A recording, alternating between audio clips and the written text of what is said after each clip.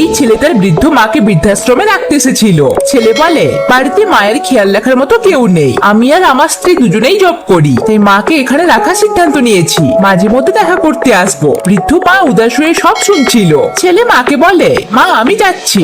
মা মুখ ফিরিয়ে নেয়। ছেলে বলে, একবার তো দেখো আমার দিকে। মা ঘুরে তাকায়। এরপর ছেলে মাকে প্রণাম করে চলে যায়, আর মা তার পথে দাঁড়িয়ে রয়ে যায়। মা আরো বাকিদের সাথে দিন কাটাতে শুরু করে। সকালে চায়ে চুমুক দিয়ে মা গল্প করে বলে, সকাল হলেই আমার ছেলের আদা চা চাই, তাও আবার আমার হাতে, আর কারোর হাতে কি পছন্দ নয়। জানি না এখন কি করছে। মা রিসেপশনে এসে ছেলেকে ফোন করতে বলে, কিন্তু ম্যাডাম জানায় ছেলে ফোন ধরেনি। মা বলে, আসলে ও ব্যস্ত থাকে তো, সারা সপ্তাহ বাইরে থাকে, খাওয়া দাওয়া ভুলে সারাদিন শুধু কাজ আর কাজ। ও চিজ খেতে ভীষণ ভালোবাসে, পিৎজা ওর ফেভারিট। মা সেলাইয়ের কাজ করে, আর আশ্রমে চা না খেয়ে নিজের হাতে চা বানায়, আর ভালোবেসে অনেক জামা তৈরি করতে লাগে। আর প্রতিদিন জিজ্ঞেস করতো ছেলে ফোন এসেছে কিনা, কিন্তু উত্তর একই, সেলাইয়ের কাজ করে মা টাকা পায়। এভাবে দিন কাটতে লাগে, কিন্তু ছেলে ফোনও করে না, আর দেখতেও আসে না। মা শুধু তার অপেক্ষাই করে যাচ্ছিল।